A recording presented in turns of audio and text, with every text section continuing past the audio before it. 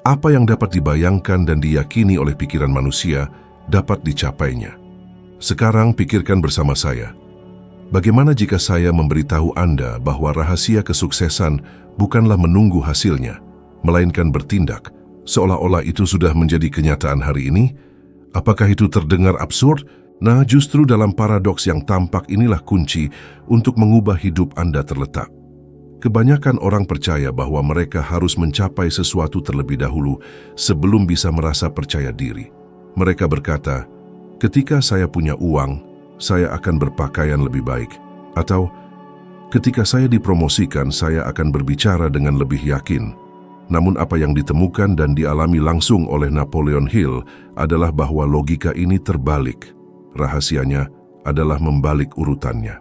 Ini tentang bertindak sekarang, seolah-olah Anda telah mencapai tujuan Anda. Karena dunia tidak merespons apa yang Anda harapkan, ia merespons apa yang Anda pancarkan. Pikirkan sejenak.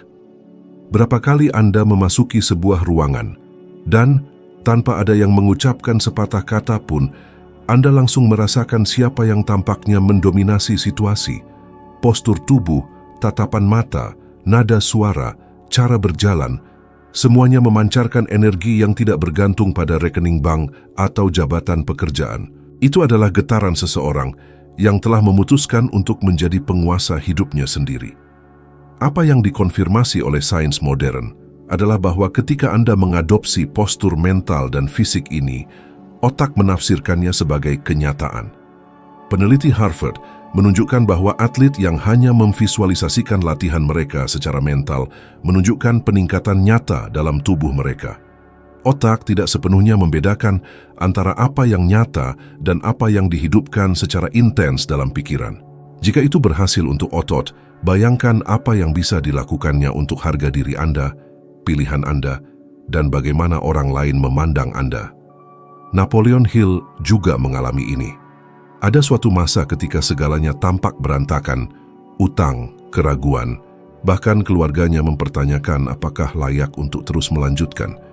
Dia hanya satu langkah lagi dari menyerah, dari menunggu masa-masa yang lebih baik. Namun dia memutuskan untuk bertindak, seolah-olah dia sudah menjadi penasihat bagi para pemimpin besar.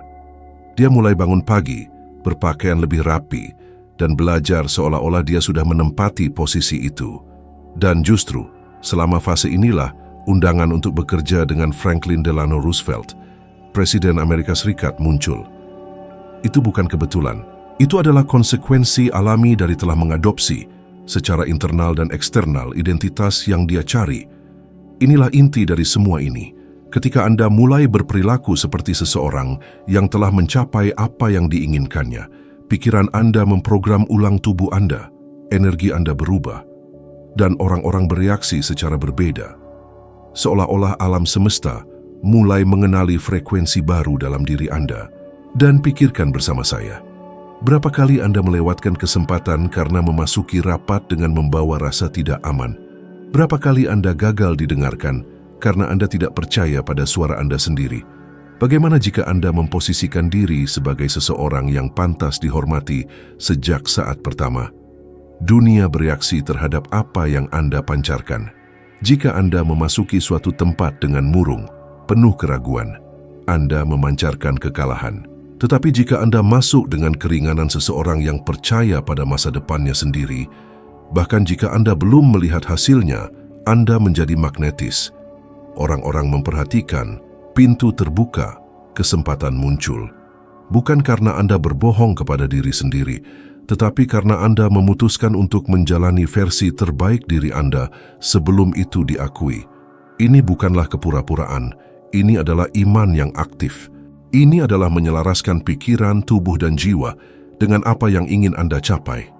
Dan jika keraguan masih tersisa, sains memberikan penguatan.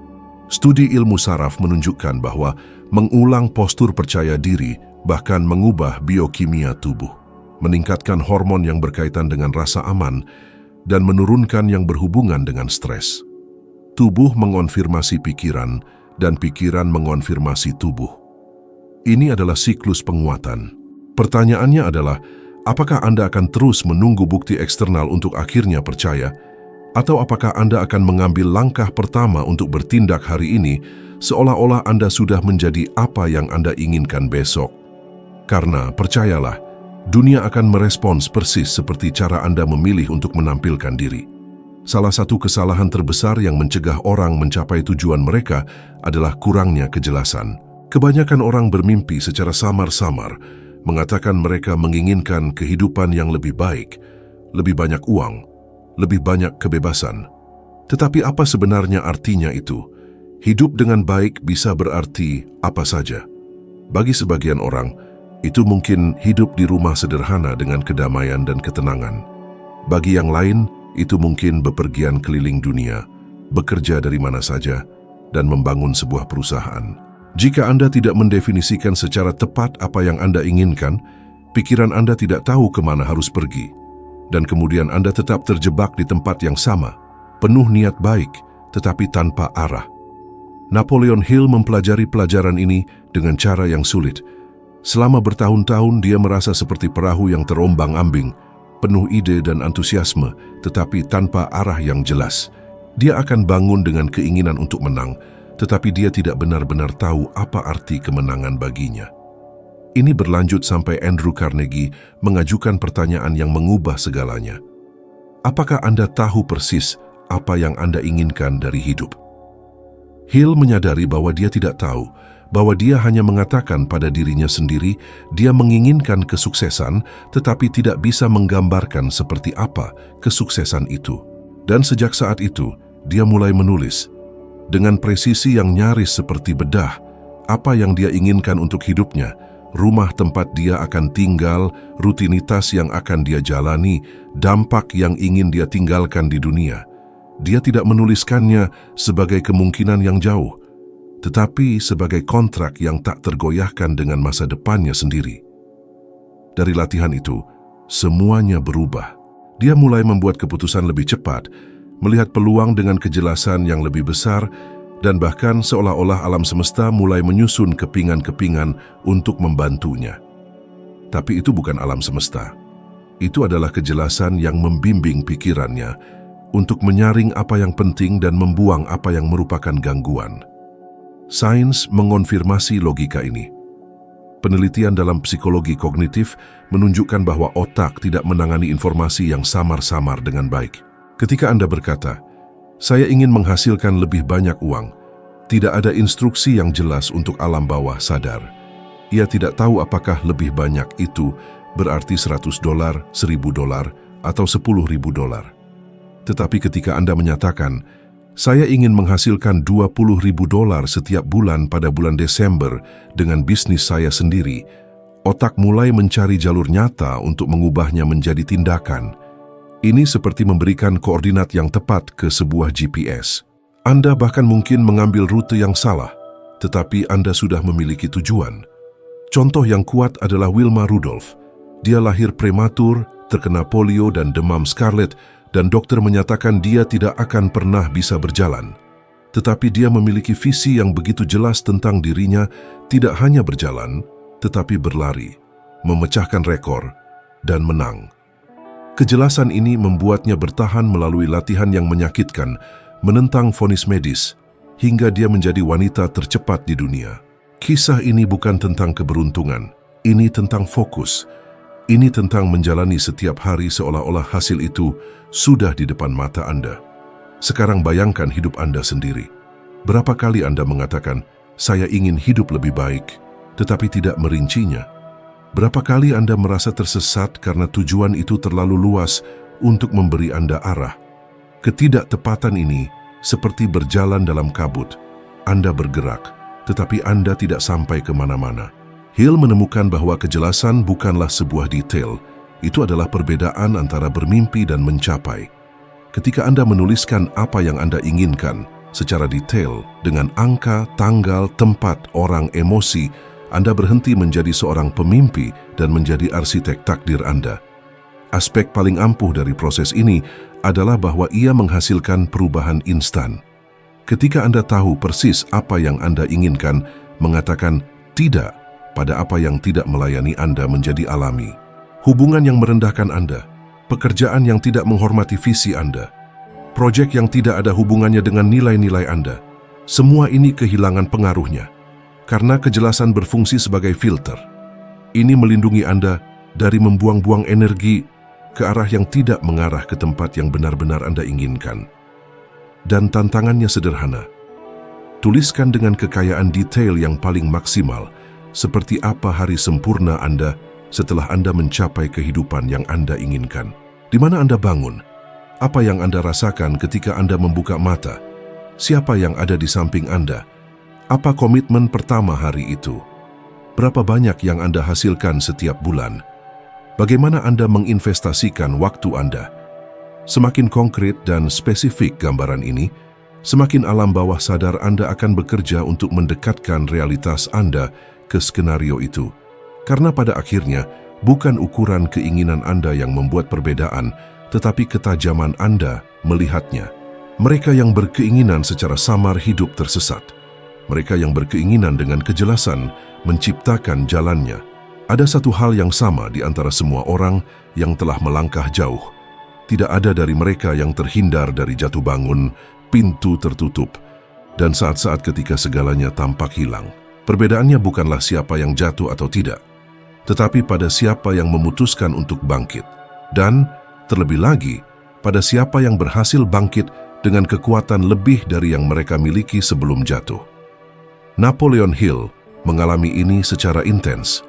Dia memiliki 4 naskah yang ditolak oleh penerbit-penerbit besar, yang mengatakan tidak ada pasar untuk ide-idenya.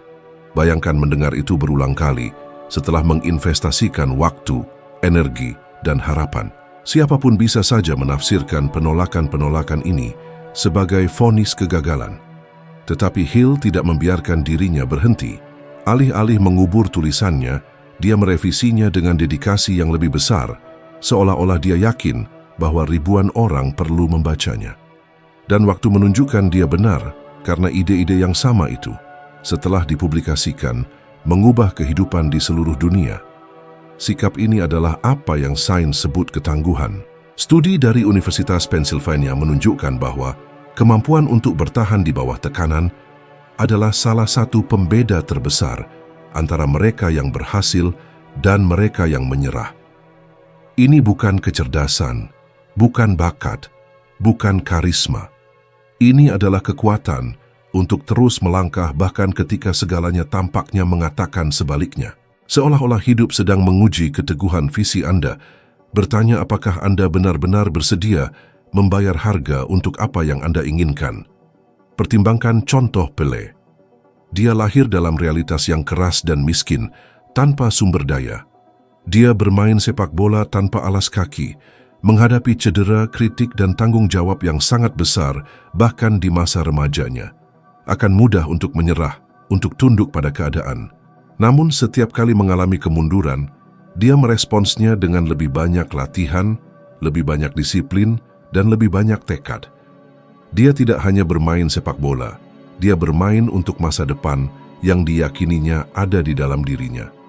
Dan justru pola pikir inilah yang membedakan mereka yang hanya bermimpi dari mereka yang meninggalkan warisan. Sekarang pikirkan hidup Anda sendiri. Berapa kali Anda merasa hancur setelah penolakan? Berapa kali Anda percaya bahwa kegagalan adalah bukti ketidakmampuan Anda? Kenyataannya, kegagalan itu sendiri tidak berarti apa-apa. Yang memberi makna pada sebuah kejatuhan adalah apa yang Anda putuskan untuk dilakukan dengannya. Beberapa orang menggunakan rasa sakit sebagai bahan bakar, mengubah setiap tidak menjadi alasan untuk tumbuh, sementara yang lain menggunakannya sebagai alasan untuk menyerah. Dunia tidak bertepuk tangan untuk mereka yang tidak pernah tersandung, tetapi sangat menghormati mereka yang, meskipun terluka, bangkit kembali dan terus maju. Napoleon Hill pernah berkata bahwa setiap kekalahan mengandung benih manfaat yang setara. Ini bukan sekadar ucapan yang indah, ini adalah strategi hidup. Ketika Anda menghadapi penolakan sebagai dorongan ke arah yang benar, setiap rintangan menjadi bagian dari proses. Dan menariknya, pada titik inilah banyak orang menyerah percaya bahwa kesulitan adalah tanda bahwa mereka tidak boleh melanjutkan, padahal sebenarnya itu hanyalah ujian terakhir sebelum titik balik. Bukan kebetulan bahwa penelitian psikologis besar menunjukkan bahwa orang yang tangguh menunjukkan kesejahteraan yang lebih besar, motivasi yang lebih tinggi, dan bahkan hasil finansial jangka panjang yang lebih baik. Mereka tidak kurang terluka, mereka tidak kurang menderita, tetapi mereka menghadapi rasa sakit secara berbeda. Mereka mengubah bekas luka mereka menjadi pengingat bahwa mereka mampu bertahan lebih dari yang mereka kira. Dan setiap kali ini terjadi, mereka berjalan dengan keyakinan yang tidak dapat diajarkan dalam buku, hanya diperoleh melalui pengalaman. Jadi ketika Anda melihat kembali perjalanan Anda dan menyadari berapa kali Anda ditolak, berapa kali Anda disisihkan, ingatlah bahwa bukan kejatuhan yang menentukan nasib Anda, melainkan bagaimana Anda memilih untuk bereaksi terhadapnya. Karena hidup akan selalu menyajikan tantangan bagi mereka yang ingin tumbuh. Tetapi hanya mereka yang mengubah rasa sakit menjadi energi, kegagalan menjadi pembelajaran, dan setiap tidak menjadi bukti lebih lanjut bahwa mereka berada di jalur yang benar, yang akan mencapai puncak. Sikap inilah yang membuat dunia berhenti dan mengakui, di sana berdiri seseorang yang tidak hanya bermimpi, tetapi yang tidak menyerah sampai mimpinya menjadi kenyataan. Salah satu perangkap terbesar yang menjerat orang adalah keyakinan bahwa mereka membutuhkan persetujuan eksternal untuk akhirnya bertindak. Berapa kali Anda berkata pada diri sendiri, ketika saya dipromosikan, barulah saya akan merasa siap. Atau ketika seseorang yang penting percaya pada saya, barulah saya akan memulai proyek saya. Penantian ini adalah racun yang lambat, karena ia mentransfer kepada dunia tanggung jawab untuk percaya pada apa yang seharusnya lahir dari dalam diri Anda. Napoleon Hill berkata bahwa dunia hanya percaya pada mereka yang pertama-tama percaya pada diri mereka sendiri. Inilah esensi iman aktif, keyakinan yang mendahului bukti apapun. Bill Russell, salah satu nama terbesar dalam bola basket, memahami hal ini dengan dalam. Dia tidak menunggu peluit akhir untuk merasa seperti seorang juara. Dia melangkah ke lapangan dengan sikap seseorang yang tahu bahwa itu adalah tempatnya. Dia berjalan, berbicara, dan bergerak seperti seorang pemenang sebelum skor apapun mengonfirmasinya. Dan justru iman antisipatif inilah yang membuatnya tak terhentikan. Karena ketika Anda percaya secara konsisten, tubuh Anda, suara Anda, keputusan Anda selaras dengan keyakinan itu, dan kemenangan menjadi konsekuensi alami. Napoleon Hill juga mengalami bukti prinsip ini. Selama kariernya, dia menghadapi kritik keras, serangan pribadi, dan ketidakpercayaan dari semua sisi. Ada saat-saat ketika imannya hampir padam. Dia sendiri mengaku bahwa dia bahkan meragukan apakah ajarannya benar-benar hukum universal atau hanya ide-ide indah. Namun, saat dia menyadari bahwa jika dia tidak percaya saat itu, tidak ada orang lain yang akan percaya nanti, dia membuat keputusan. Dia akan berbicara dengan lebih intensitas, menulis dengan lebih semangat, dan mencurahkan lebih banyak energi ke dalam pesan-pesannya. Dan tindakan percaya terlebih dahulu ini, bahkan ketika tidak ada di sekitarnya yang mengonfirmasinya, menjadi titik balik dalam hidup dan karyanya. Hari ini, sains mengonfirmasi apa yang telah ditegaskan Hill. Studi dalam ilmu saraf menunjukkan bahwa ketika Anda mengulang pikiran positif dengan keyakinan, koneksi saraf baru tercipta.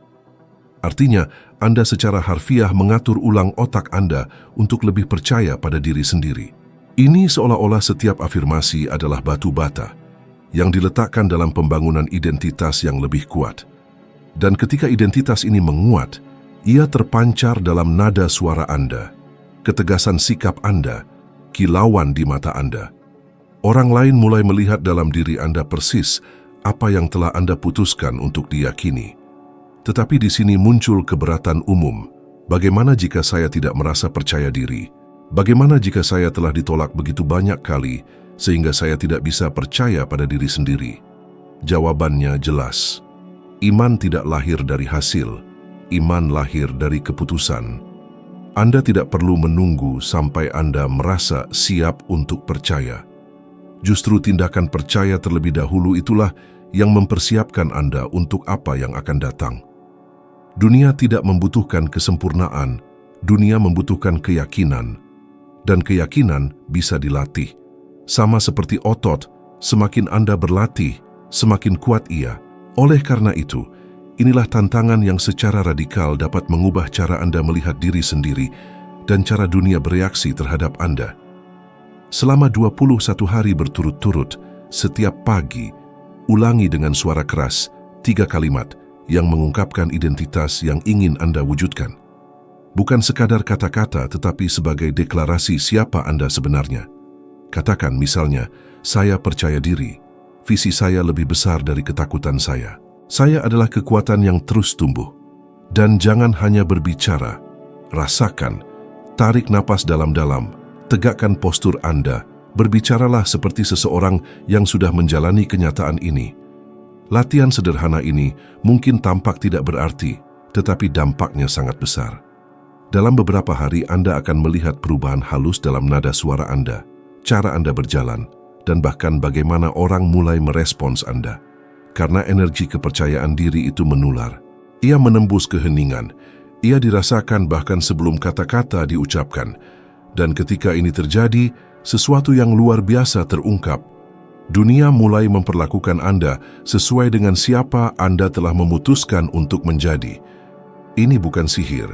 Ini adalah koherensi antara siapa yang Anda yakini sebagai diri Anda dan bagaimana Anda menampilkan diri kepada dunia. Kekuatan sejati bukan pada menunggu bukti eksternal. Kekuatan sejati terletak pada menjadi bukti hidup dari apa yang Anda yakini. Begitulah cara Napoleon Hill mengatasi ketidakpercayaan. Begitulah cara Bill Russell menjadi legenda, dan begitulah cara Anda dapat mengubah hidup Anda. Karena ketika kepercayaan diri menjadi tak tergoyahkan, tidak ada kritik, penolakan, atau rintangan yang dapat menghentikan seseorang untuk mencapai apa yang mereka inginkan. Seluruh dunia pada akhirnya tunduk pada kehendak mereka yang percaya terlebih dahulu. Ada elemen yang senyap, namun menentukan yang memisahkan mereka yang membangun hasil yang langgeng dari mereka yang hanya hidup dari kilatan antusiasme, disiplin emosional. Tidak cukup hanya bermimpi besar, tidak cukup hanya menuliskan tujuan, tidak cukup hanya percaya pada diri sendiri. Semua langkah ini menjadi rapuh jika pikiran tidak belajar untuk menguasai dorongan hatinya dan menjaga fokus ketika emosi mencoba menyabotase proses. Napoleon Hill mengatakan bahwa siapapun yang gagal mengendalikan pikirannya sendiri tidak dapat mengendalikan apapun.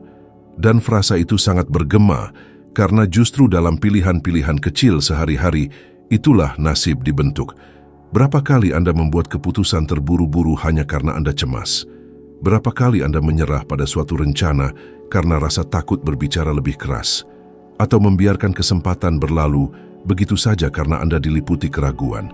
Kenyataannya adalah bahwa kebanyakan orang gagal bukan karena kurangnya kemampuan, tetapi karena kurangnya keseimbangan emosional. Sains dengan jelas menunjukkan hal ini.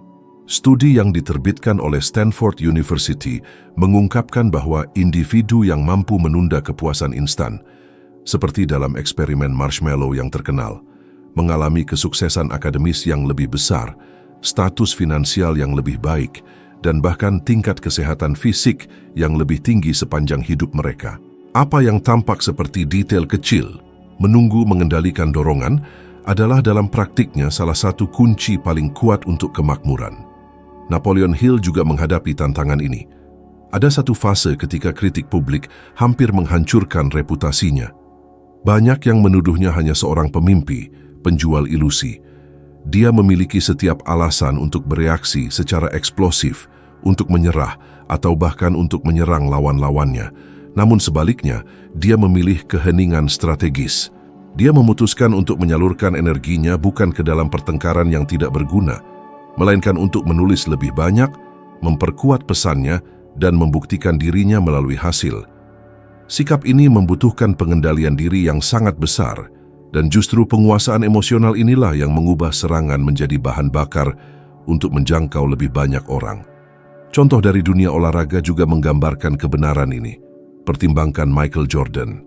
Dia tidak selalu menjadi pemain terkenal yang dikenal dunia. Sepanjang kariernya, dia menghadapi kekalahan berat, kritik tajam, dan bahkan pencoretan dari seleksi tim.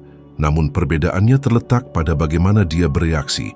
Dia menggunakan setiap frustrasi sebagai motivasi untuk berlatih lebih keras, bukan untuk tenggelam dalam keputusasaan.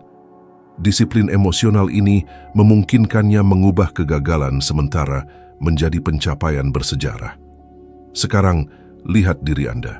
Berapa kali Anda menyabotase proyek Anda sendiri karena Anda tidak tahu bagaimana menangani kecemasan?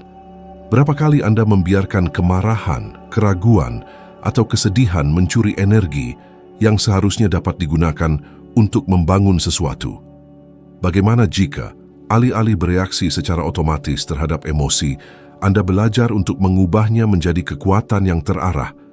Inilah ciri pembeda dari mereka yang membangun bukan hanya momen kemuliaan, tetapi seluruh kehidupan pencapaian. Menguasai emosi bukan berarti berhenti merasakannya. Itu berarti merasakannya dan tetap memilih tindakan yang melayani tujuan Anda. Ini seperti memegang kemudi di tengah badai. Angin dan ombak memang ada, tetapi Anda memutuskan untuk tetap mempertahankan arah. Hill menyebutnya disiplin diri mental dan menegaskan bahwa tanpanya semua kesuksesan akan bersifat sementara. Sains mengonfirmasi. Penelitian dalam psikologi positif menunjukkan bahwa orang dengan kecerdasan emosional yang lebih tinggi tidak hanya lebih makmur secara finansial, tetapi juga melaporkan tingkat kebahagiaan dan kualitas hidup yang lebih tinggi. Berikut adalah tantangan praktis. Selama 7 hari, sebelum membuat keputusan penting apapun, tarik 3 napas dalam-dalam dan tanyakan pada diri sendiri. Apakah pilihan ini membawa saya lebih dekat atau justru menjauhkan saya dari tujuan utama saya? Kebiasaan sederhana ini menciptakan ruang antara impuls dan tindakan, dan di ruang itulah kekuatan sejati lahir. Sebab, ketika Anda menguasai emosi Anda sendiri, Anda tidak hanya menjalani hidup dengan kejelasan yang lebih besar, tetapi Anda juga menginspirasi rasa hormat, kepercayaan, dan kekaguman dari semua orang di sekitar Anda. Dunia merespons mereka yang memancarkan keseimbangan. Karena keseimbangan adalah tanda kepemimpinan, dan memimpin diri sendiri adalah kemenangan pertama yang membuka jalan bagi semua kemenangan lainnya. Dunia tidak bereaksi terhadap apa yang masih Anda harapkan untuk dicapai, melainkan terhadap bagaimana Anda memilih untuk memposisikan diri Anda hari ini. Kejelasan, ketahanan, disiplin emosional, dan kepercayaan diri adalah pilar-pilar yang mengubah mimpi apapun menjadi kenyataan konkret. Dan sekarang setelah Anda memahami prinsip ini, Anda siap untuk menapaki langkah berikutnya dalam evolusi kebijaksanaan Anda menjadi 1% lebih baik dari diri Anda sekarang. Video berikutnya sudah ada di layar menanti Anda. Saya berterima kasih karena telah berjalan bersama saya hingga saat ini, dan saya berharap dapat bertemu Anda di video berikutnya.